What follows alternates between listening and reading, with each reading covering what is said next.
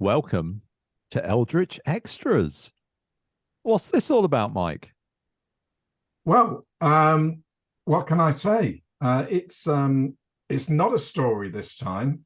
We're gonna do alternating stories, and then these extra episodes, which are just going to be full of Eldritch goodness.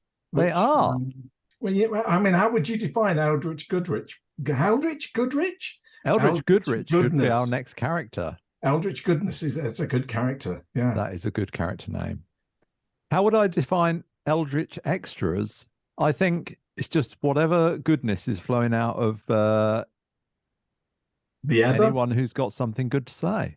Well, yeah, I mean, I guess initially it's going to be us, talking about marvelous things we've discovered or found or experienced, through books, TV, media, games, whatever it might be. It could be anything. All the stuff on the cutting edge. Cutting edge stuff, because we we don't look at anything beyond 12 months old, do we ever, Paul? Hardly ever, but mostly from the last century. Mostly from the last century. And occasionally we might have other people on here. We might if they're if they're eldritch enough. Is there an eldritchometer? I think there should be, and I think we could probably make one out of some cardboard and blue tack. One of my pupils keeps asking me if I'm a genius. Well, how do you answer that? I don't know. I didn't really know what to say. Did you go yes? Well, I sort of said, well, I'm not Einstein, So she drew a scale from 1 up to 10, and I had to place myself on it. I put myself about 7. 7. That's quite high, really, isn't it? It is quite high, really. If Einstein's 10, I'm probably like a 3. Because you've got quite a lot of patents to your name, I guess, already, haven't you? Is that the gauge? I don't know. I'm just thinking of inventions. Things have changed. Oh, for the benefit of humanity. I mean, I made up a few role play rules. Well, I mean, I think that's probably a 9.5. Certainly. Well, you see, I didn't want to say like too low because I'm teaching her, and she don't want to be taught by an idiot. She's obviously going to think herself, at least a 6. So, yeah. She did also rate guinea pigs as 7. Well, there's no argument there, really. So I figured I can probably compete with a guinea pig, but I imagine so. I think I would happily put money on the guinea pig or maybe you in a competition. Okay. Yeah, sounds good. So we got a couple of things we're going to address today. We're going to give a definitive answer to at least the first one, and that is, should role-playing game books tell you what a role-playing game is? That's question number 1. We're going to hold our powder dry on that one. But also, have a chat about what the latest great shows are on Netflix and other streaming services or TV. There's a thing called live TV.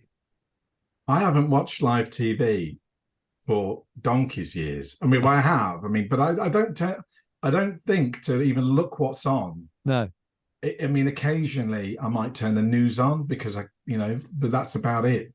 In fact, the only thing I watched live, well, not even live, because I watched it on iPlayer after the event, was that what's it called? Traitors, the UK version of Traitors, which is basically werewolves by any other name, where someone's a traitor and they're killing off their other competitors, and while the other competitors are trying to work out who the traitor is. Yeah. And I couldn't quite believe that somebody had monetized Werewolf, the game, and I thought, well, good luck to them. They've done pretty well. They've got the English version, the American version. There's I think it's maybe a Spanish or Italian version, or maybe both.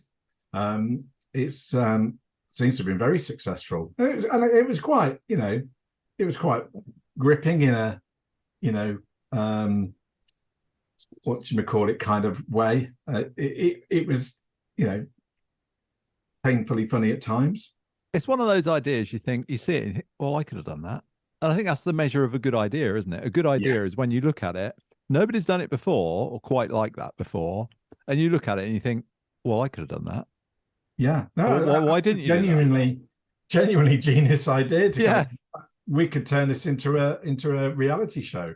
Yeah. I mean, what's stopping, some kind of tabletop role-playing game becoming the next reality show? Because you've got two characters to play with. Everyone's themselves, but they're also another character. So you've got like not only your real person kind of interaction, which is TV worthy, you've got your character interaction. You've got two levels of kind of things going on at the same time. I mean, surely there's a reality show coming from that at some point. That almost sounds a little bit like Severance. You got two characters that you're playing, wow. one person. So Severance was a TV show that came out last year, which is fantastic, and it's kind of high concept. You're going into work, and when you enter the lift, you leave your outside world behind. You leave your outside self behind, and when you exit the lift, you enter your workplace, and that's all that you now know. And when you exit the lift, when you go back into the lift at the end of the day, you leave your memories of work behind. So you're effectively living two lives. You've got your work life and your home life, and you don't remember the other one when you're in that situation. So you literally don't know what you do at work. And when you're at work, you have no idea of, do you have a family? Where do you live? You don't know. And so it creates this wonderful kind of tension. And the show is fantastic, isn't it? It's gripping as well, because there's these layers of mystery within the workplace, because they don't even really know what they're doing in the workplace, do they? Well, no, even when they're in there, their job is just utterly fantastic. It feels like something out of Over the Edge or something like that. Yeah. And I think it's one of those shows a bit like Westworld, where the concept to me, that sounds pretty cool. On a surface level, I like the sound of that. But then you start watching it, and there's so much more depth to it, and it touches on so many other themes and what it is to be human, and so many other aspects of our existence, really. Because the people in the jobs, the innies they're referred to in the office, they're almost enslaved in a way by the people outside, the outside version of them. Yeah, absolutely. I mean, and just to kind of add further depth to it, you've got some fantastic actors in it. I mean, from out of nowhere, Christopher Walken turns up. It's just fantastic. It is brilliant. Yeah, I can't wait for the second series. I think they're kind of making it at the moment, or it's been delayed with the writer's strike, perhaps. But it's on Apple TV, isn't it? Yeah, I'm really hoping the second season lives up to the first. I would be concerned because it's one of those shows that sets up so many great ideas, and at times almost seems to jump the shark a bit. And you kind of wonder, have they got this all planned out, or are they making it up as they go along a bit? In which case, I think it's going to be very hard to follow it up if they're making it up as they go along. And unless they've got some overview of this, it could just be weirdness layered onto weirdness, which can kind of it can tire after a while. But I mean, I kind of, fingers crossed, I really hope they kind of sat down and kind of wrote a whole kind of arc for the actual story, so they kind of know where they're headed, and therefore it's more carefully planned out to work well, rather than something that is, as you say, just kind of every season they just kind of start fresh, and it just, the risks go up for it, as you say, jumping the shark and not really delivering the payoff that they've kind of set up. But no, still, even if they never make a second series, the first series is worth a watch on its own. It is so good. So what else you been watching? Well, I started watching From.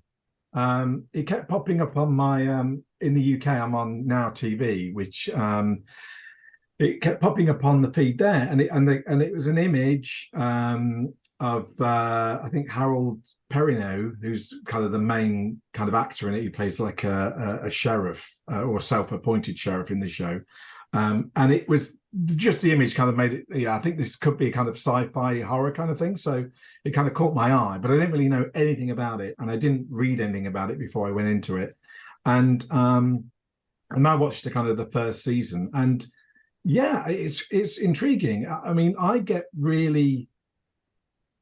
bored by watching the same horror story again and again. So vampires tend to bore me because it's the same story. It's well, you know the story.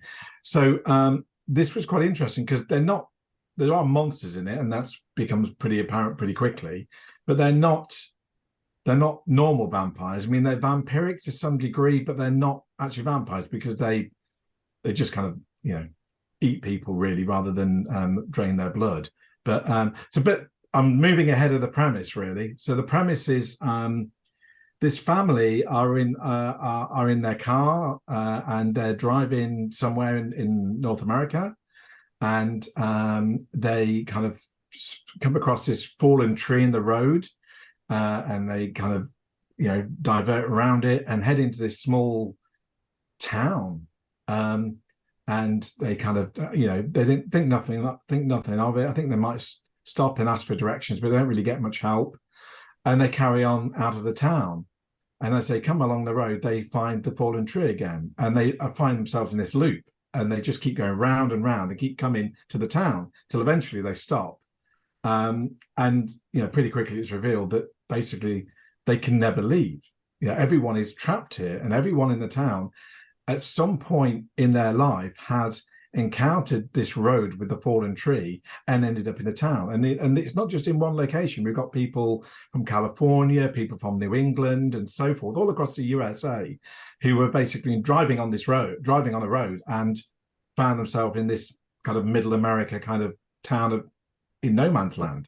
That sounds like a great setup for a Call of Cthulhu scenario. Absolutely. I mean, it just brings everyone there, and they don't know why they're there, but they're trapped and they can't get out. And of course, the added, horror, that's horrific enough. You can never leave.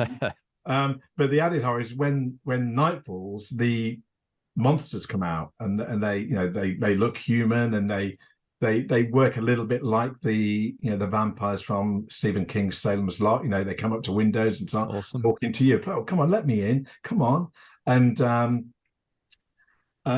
without going into too much detail and spoilers, obviously there's this kind of setup where daytime's fine, nighttime's bad, and but no one understands why. No one understands what's going on. And obviously, as you go through, there's different characters turn up, and they have, they bring a different dynamic to the situation. And there's the inter-town kind of relationships and rivalries and mistrust going on. So it sets up a really interesting kind of just general dynamic.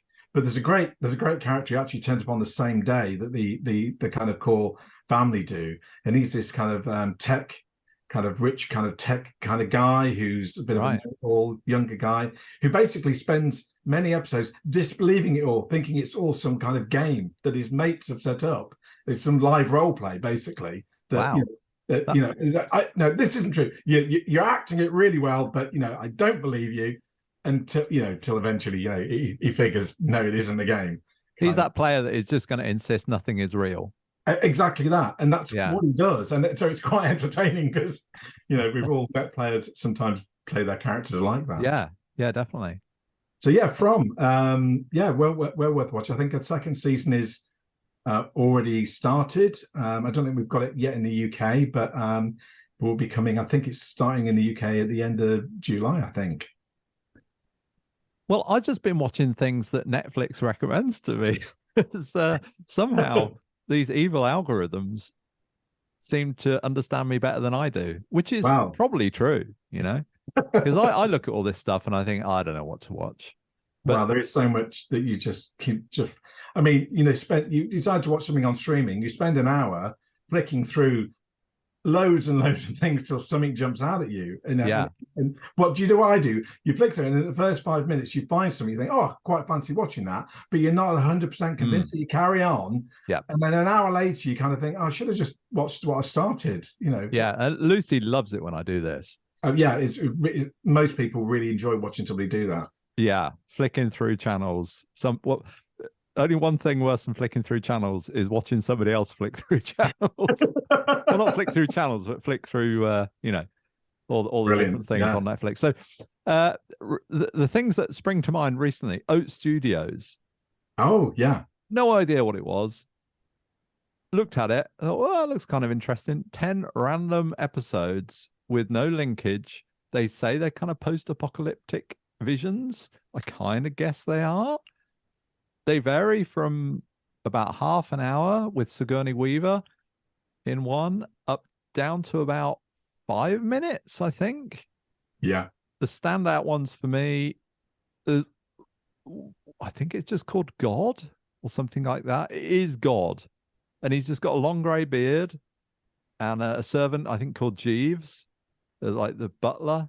And he just takes the role of God over the people. It's a genius little. That's the one where they've short. got like a well, I think of it like a war game board, like, you know, with miniatures. Yeah, The town, and he's moving them around. yeah. Like, Jeeves, set fire to that building, will you? Oh, look at them dance! Look at them run around. Random and quite malicious, isn't it? Oh, So, yeah. yeah. Really evil. And Jeeves is like the conscience, because when God asked him to do like terrible things to all the little people on the table, Jeeves is like, "Are you sure, sir? Do you really want me to do that?" He's like, "Oh yes, yes. Send in the plague, Jeeves." Brilliant. Well, I did see that one. I did think that was good. I quite enjoyed the Sigourney Weaver one, but that's, of all of them, that seemed the most set up as a kind of a pilot, almost, to kind of like, we want to make a series or a film out of this, because it was clearly there'd been some budget there because it looked pretty good, and the effects and so on. But it was I mean, they had a different kind of take on the kind of whole alien invasion kind of thing, but ultimately it was quite samey in terms of a lot of other kind of similar kind of programs, so I don't think it really stood out. But I mean, for me, the one that I keep recommending to people is what you recommended to me, what made me start watching it. It's called, was it Cooking with Bill? Yeah. I mean, that's just that to me just strikes me as someone who's gone like, oh, I've got a great idea. Yeah. It will never be a TV show, but they're going to give us money to make it for this, you know, Netflix series. Let's do it, because we'll never get a chance again. And it's just completely daft. I mean, it just makes me laugh because it's so wrong. And it's about 6 or 7 minutes long, but it's divided into about 4 mini episodes. Yeah. About a minute and a half long. Yeah. I just love the actors' expressions. The two people in it. They it's kind of like a shopping channel, isn't it? Selling like a TV shopping channel selling cookware, appliances for your kitchen, isn't it? So that's not quite right. That none of them work quite as intended, really. And that was good. Well, I think we've got more TV shows to talk about, but shall we talk about what a role-playing game is, and should a book tell you what a role-playing game is? Well, that sounds a good plan. I mean, what is a role-playing game? What is a role-playing game? Yeah, but yeah, I think there's there are occasionally this pops up, doesn't it? You see it on various social media. Normally somebody older who's been gaming for a while, kind of having a bit of a moan of, why do you need to put in what is a role-playing game in a role-playing game rulebook? Kind of, asking the gods, why do we already know what a role-playing game is? Why bother even wasting the pages, the word count on telling people what they already know? I mean, and it's a fair question, I guess. Where do you what's your thoughts on that, Paul? I think it cropped up just before Games Expo in Birmingham earlier this year. It was kind of a topic of some discussion.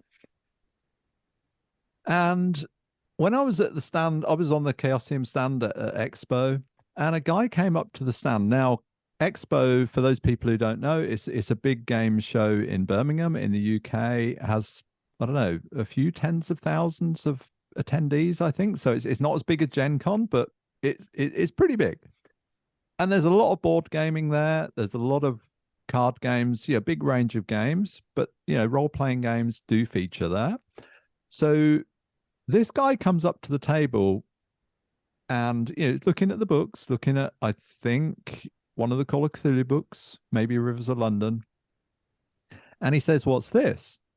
And I say, "Oh, it's it's like Call of Cthulhu." And my usual question to somebody who asks that is, "Have you played Dungeons and Dragons?" Or something. Yeah, what other games have you played? That kind of thing.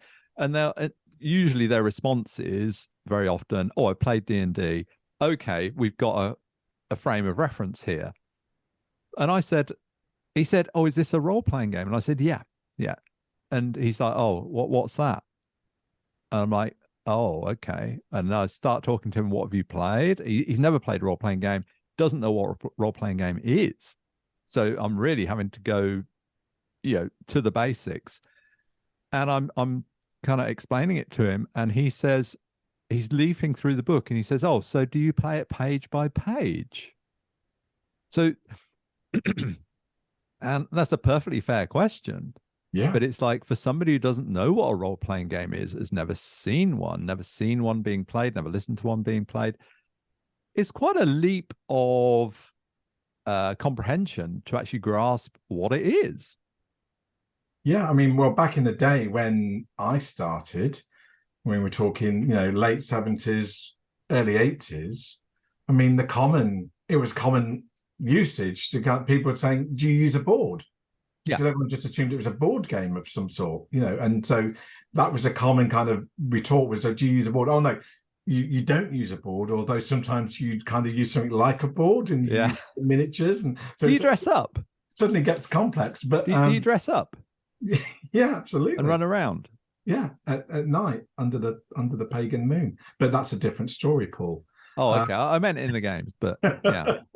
But yeah, a lot of it comes down to who is the market for your role-playing game, isn't it? Because there are some role-playing games that clearly are designed and being marketed to people who already play role-playing games. I'm thinking a lot of small press, what you might call indie role-playing games, tend to sell to people who already play role-playing games. They don't tend to turn up on, a Waterstones bookshelf to just anyone off the street would pick it up and, probably not know what a role-playing game is. They're marketed in those communities, as here's something you already know what it is. So we haven't bothered to tell you what a role-playing game is because you already know what it is. And then there are games that are what you might call gateway games, like Dungeons and Dragons. Call of Cthulhu does it as well, where they may attract people who haven't played role-playing games before. And so there is a kind of need to tell people what this thing is that they're holding. It doesn't use a board. Yeah, you don't play it page by page. This is here, and here's a kind of rough example of play, or here's a solo scenario that you can choose your own adventure style and kind of get a feel for how the game runs. And then you've got, I guess, a middle ground where there are some who have aspirations to want to kind of sell their game more widely available outside of the kind of the niches of role-playing communities, who think that they've got a game that might appeal to people in a broader sense, and therefore feel the need that somebody could pick this up who doesn't know what it is, and therefore they feel the need to explain what a role-playing game is. And I think there are some people in that middle camp who kind of have the aspiration, but maybe don't yet have the foundation or the logistics network to make it widely available. But that's where their goal is, so that's why they put it in. That's how I tend to sort of see it, as those sort of three camps, really.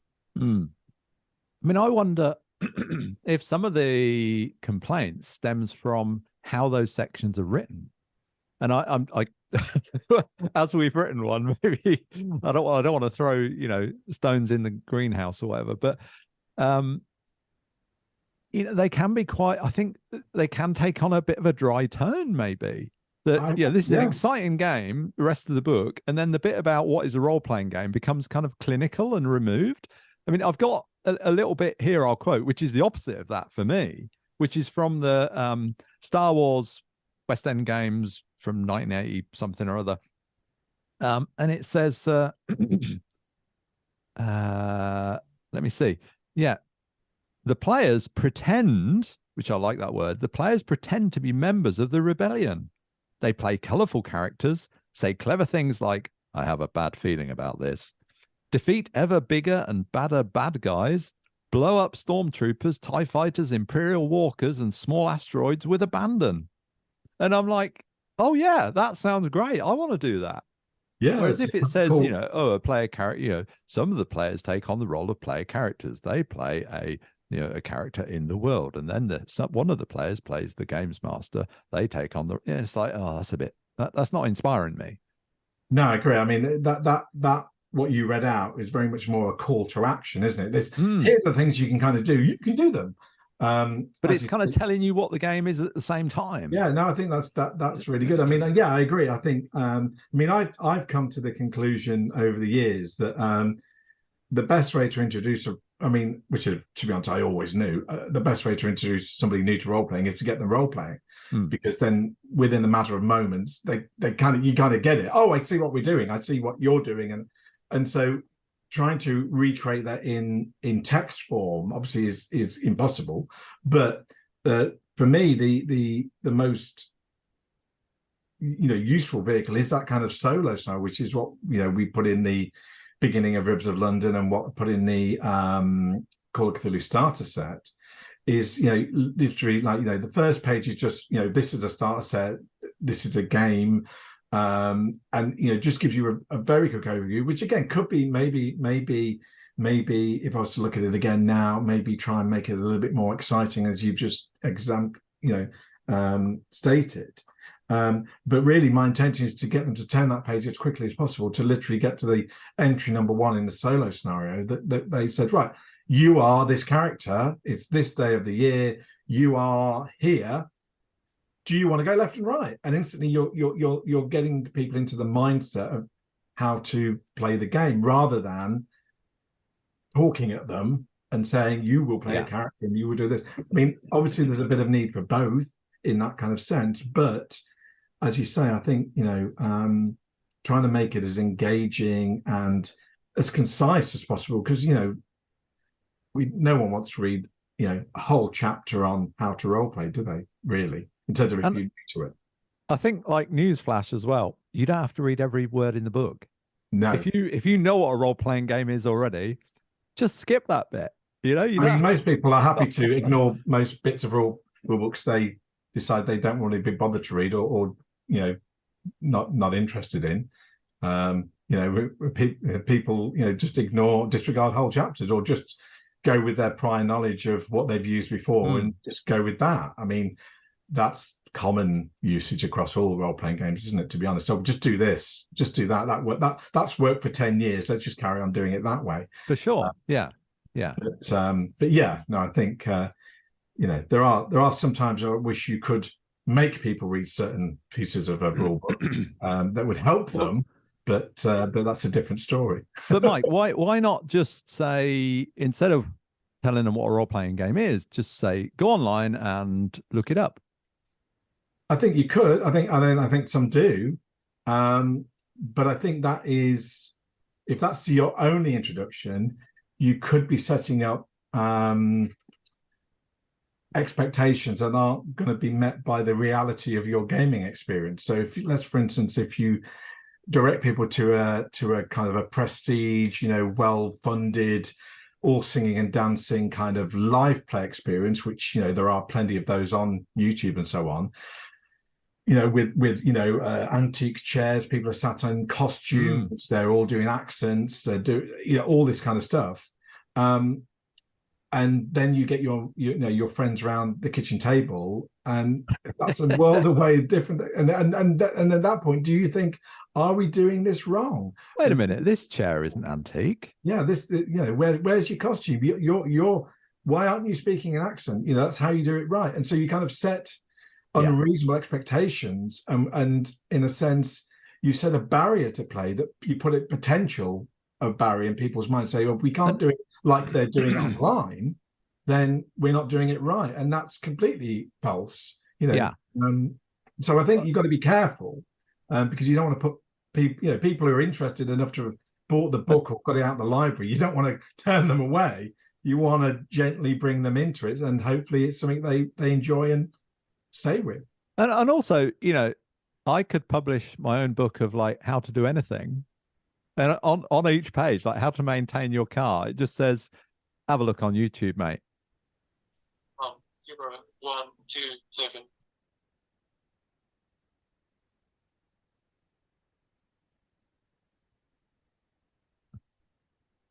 Mike's been called away on secret business. Oh, he's back again. Are you all right there? Rubbish. It was just a wrong number or some computer thing ringing me up. I put it down. Is it are they monitoring us? I think it's the role-playing police. Yeah, they're going to be after your books. Then we're getting a bit edgy with. Yeah. Okay. Yeah. We've transgressed some. We used some like what was it? Something green in You what? in the Lovecraft tapes. Pleasant Green. Oh, Pleasant Green on the radio drama. And the radio drama, which is fantastic. Yeah, and, code word. special code words that GCHQ are listening out for. Yeah.